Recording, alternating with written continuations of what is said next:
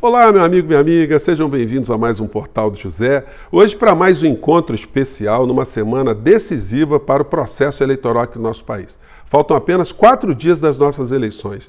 E nós estamos vivenciando aqui no Brasil uma situação absolutamente sui generis, uma situação atípica que vai fazer muitos estudiosos queimarem a cuca para analisar o que está acontecendo aqui no Brasil. Isso porque nós temos um poderoso cabo eleitoral que faz campanha para um candidato, mas na verdade ele acaba tirando muitos votos desse candidato. O poderoso cabo eleitoral se chama Jair Messias Bolsonaro. E o candidato que perde muitos votos se chama Jair Bolsonaro. As duas figuras se fundem no meio desse processo, né?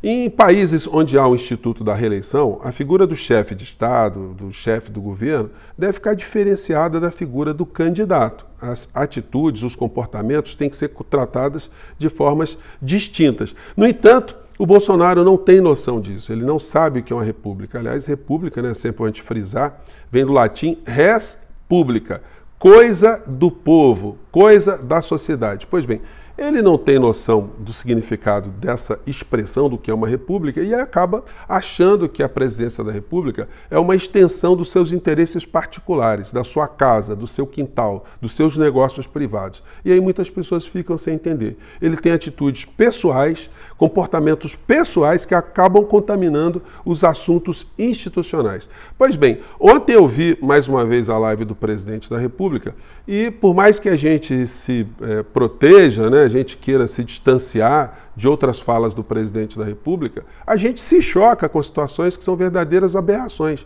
Isso mostra que ele vai perder muitos votos no meio dessa história. A cada destempero, a cada desequilíbrio, a cada demonstração da sua pequenez institucional, né, mais as pessoas vão se diluindo em outras candidaturas. E quem está comandando esse processo, pelo menos incorporando uma oposição nesse momento, é a candidatura do ex-presidente Lula, que acaba por ter um benefício no meio dessa história, porque acaba por receber um maior conjunto de votos também. Isso pode fazer com que a eleição seja decidida agora em primeiro turno no próximo dia 2 de outubro.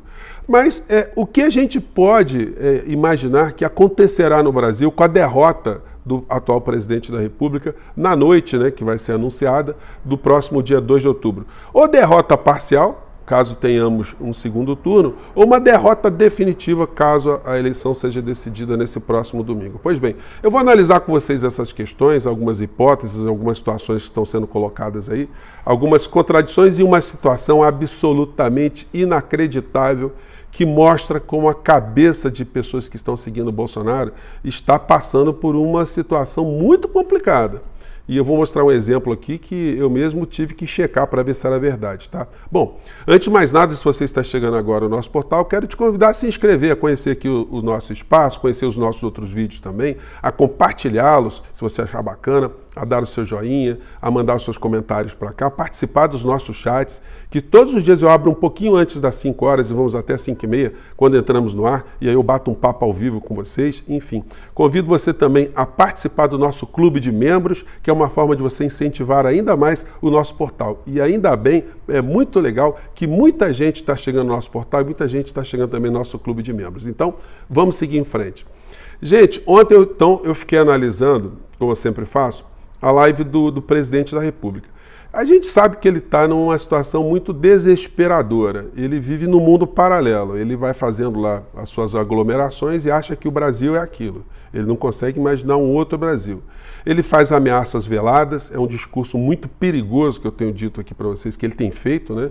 Quando ele diz que o ex-presidente Lula não pode sair às ruas, ele está fazendo o apito do cachorro, né? Ele está mandando mensagens cifradas para que justamente as suas hordas tenham um comportamento violento caso tenha algum tipo de comício do ex-presidente Lula com a presença dele ou sem a presença dele, comícios de opositores, né? Isso tudo está passando para a sociedade uma mensagem muito ruim. E aí fica uma contradição, né? Se essas pessoas que se dizem pessoas cristãs, conservadoras, ordeiras, enfim, se essas pessoas vão querer embarcar numa aventura, numa insubordinação, numa baderna, caso o presidente da República ele faça algum discurso nessa direção. O que pode acontecer? Seria uma grande contradição. Mas a gente tem que ficar observando com muita atenção, né? Porque a loucura está tomando conta de algumas cabeças aqui, de algumas testas, né? Para ser exato, como eu vou mostrar para vocês. Então, Bolsonaro ontem, ele deu uma demonstração que ele acha que o Brasil é um grande faroeste. Ele quase chamou Alexandre de Moraes para um duelo, por uma briga, porque ele não entende que o papel da sociedade, do judiciário, da Polícia Federal, é fiscalizar os atos dos administradores públicos, daqueles que têm cargos públicos, porque é assim que funciona na República de uma maneira geral. Só que ele acha que isso é pessoal, ele acha que ele não pode ser investigado, a esposa dele não pode ser investigada, os filhos não podem ser investigados, os auxiliares não podem ser investigados, como se fosse ali um califado, como se fosse ali um local impenetrável, né? E aí ele fez o seguinte ontem na sua live, né? Mais uma vez aqui mostrando aqui um ambiente totalmente rude, tosco, para dar a ideia para as pessoas que o seguem que ele é uma pessoa humilde, né? E quando isso deveria ser visto como um gesto de absoluta incompetência, né? Porque é o partido que tem maior volume de recursos do fundo partidário e não consegue organizar um ambiente para o presidente fazer uma live. Faz uma coisa tosca de propósito, colocou um adesivo no peito ali, uma coisa como eu acabei de mostrar para vocês. Mas o pior foi a sua fala extremamente virulenta e perigosa, né? E que vai se desdobrar para ele em algumas situações graves, processualmente falando, um pouco mais à frente. Ele diz o seguinte aqui no Faroeste Eleitoral. Vamos lá. Alexandre, você mexer comigo é uma coisa. Você mexer com a minha esposa, você ultrapassou todos os limites, Alexandre Moraes. Todos os limites. Tu tá pensando o que da vida? Que você pode tudo? E tudo bem? Você um dia vai dar uma canetada e me prender? Isso que passa pela tua cabeça? É uma covardia. Falta encerrada. Alexandre, fazer um pedido para você. Se é que você tem, né? Se é que você merece que eu faça pedido. Esqueça a minha esposa. Esqueça a minha esposa. Tá? Isso é o comportamento de quem? De comportamento de pessoas vis. Então, gente, assim, foi um show de horrores. Ele vai passando isso, e quem não tem noção dessas situações que eu falei para vocês aqui no começo, que há que se separar a figura do candidato, do presidente da República, enfim. Se ele comete crime, se a esposa comete crime, se os filhos cometem crimes, se os auxiliares cometem crimes, a sociedade tem o direito de investigar, apurar, julgar e mandar para a cadeia as pessoas que cometam crimes, sobretudo utilizando o dinheiro público da nação, que merece aí uma punição muito mais severa. É assim que o Código Penal trata dessas questões. Só que ele leva para o campo pessoal. Ele quase chamou Alexandre de Moraes. Vocês vejam a falta de liturgia, né? Não é presidente do Tribunal Superior Eleitoral, excelência, não. Você quase chamando para uma briga de rua, para uma arruaça. E isso vai contaminando a cabeça das pessoas. Se o ajudante de ordens do presidente da República pegou um inquérito que era sigiloso da Polícia Federal e ajudou a divulgar isso numa live, contendo essas informações que não poderiam ser colocadas para a sociedade ou para terceiros de uma maneira geral, e isso configura uma situação que a gente chama de crime, obviamente surgiu uma investigação e o auxiliar do Bolsonaro foi investigado e no telefone dele foram encontradas ali mensagens para a primeira-dama, a mulher 03 do presidente da República.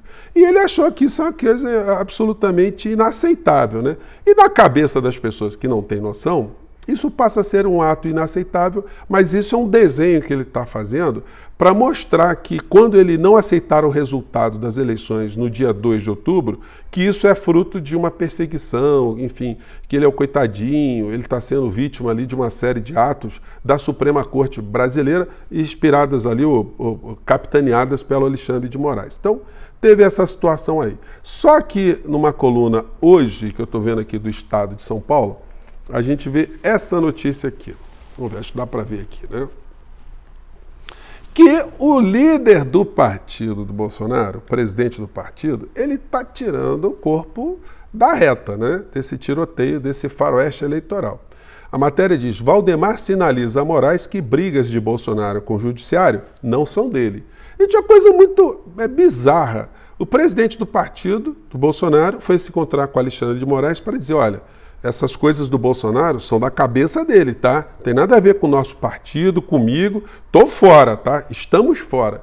Gente, é uma coisa absolutamente surreal, né? E aí, enfim, isso para mostrar também que essa gente não está com o Bolsonaro, que eles já estão costeando o alambrado. Depois que passar essas eleições, se o PL tiver muitos cargos ali, muitos deputados, o passo seguinte vai ser um desvencilhamento da figura do presidente da República. Podem esperar que eu estou falando aqui, porque ele é um causador de tumultos, né?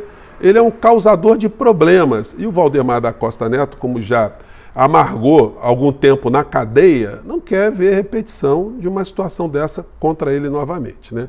E aí, gente, o comportamento do Bolsonaro é quase uma preparação, uma preleção para que no dia 2 de outubro as pessoas que se colocam ali como sendo pacíficas, ordeiras, que nunca quebraram nada, né, que fazem manifestações com as suas famílias, que essas pessoas fiquem alertas para se converterem em baderneiros para defender o indefensável, para atacarem o sistema eleitoral aqui no nosso país, para fazerem confusão, porque é disso que se trata, né? Por que ele está fazendo esse discurso virulento e vai subindo o tom a cada dia, mostrando o seu desespero, o seu desequilíbrio e como ele é uma figura inclassificável?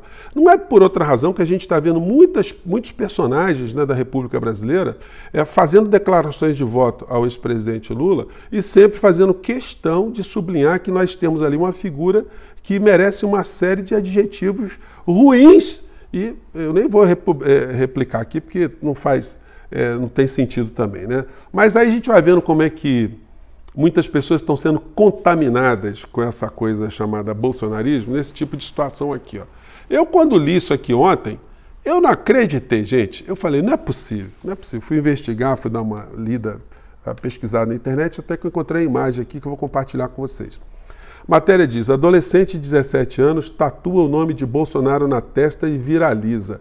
Eu falei, como é que é? O cara colocou, e aí eu encontrei essa matéria aqui. Gente, é um negócio tão absurdo, eu vou colocar só um trechinho aqui, porque ao final, o tatuador, que deveria ser responsabilizado criminalmente, porque isso é uma lesão corporal, tecnicamente falando, dentro do direito, né? Por mais que haja uma autorização de um menor de idade para se fazer uma coisa contra o seu corpo, isso não exclui a responsabilidade de alguém que está fazendo a lesão, porque uma tatuagem dessa na testa, né, não pode fazer, não é uma coisa fácil, não deixa de ser uma lesão. E aí a cena é essa aqui, eu acho que dá para vocês verem.